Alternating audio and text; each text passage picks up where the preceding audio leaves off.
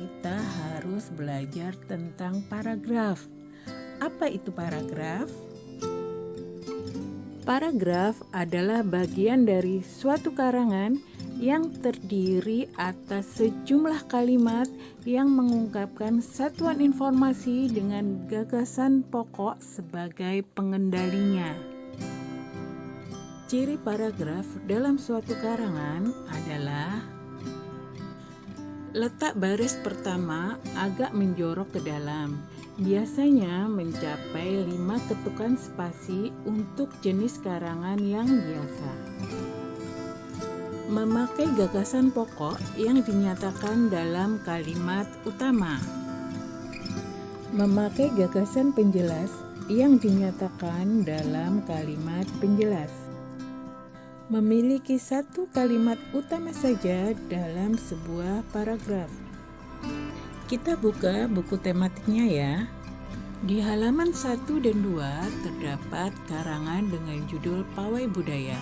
Kita akan belajar menghitung berapa jumlah paragraf dalam karangan tersebut. Kita sudah belajar bahwa awal paragraf ditandai dengan tulisan yang menjorok ke dalam. Yuk kita hitung berapa paragrafnya. 1, 2, 3, 4, 5.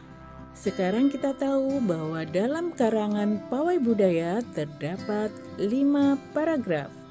Sebuah paragraf dibangun dari beberapa unsur, yaitu gagasan pokok, gagasan pendukung, kalimat pokok, dan kalimat pendukung.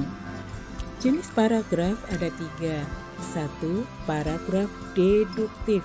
Gagasan pokok berada di awal paragraf. 2. Paragraf induktif. Gagasan pokok berada di akhir paragraf. Paragraf campuran. Gagasan pokoknya berada di awal dan di akhir paragraf. Setelah kita tahu tentang paragraf, sekarang waktunya kita beralih ke gagasan pokok. Gagasan pokok atau bisa disebut juga gagasan utama adalah ide dasar atau sebuah inti pembahasan yang tertulis di dalam sebuah paragraf. Gagasan pokok menjadi gagasan dasar pengembangan sebuah paragraf. Gagasan pokok dapat berupa kalimat utama atau pokok paragraf. Maksudnya, gagasan pokok bisa berupa seluruh kalimat utama secara utuh, bisa juga hanya sebagian dari kalimat utama. Sedangkan gagasan pendukung adalah uraian atau tambahan informasi untuk menjelaskan gagasan pokok.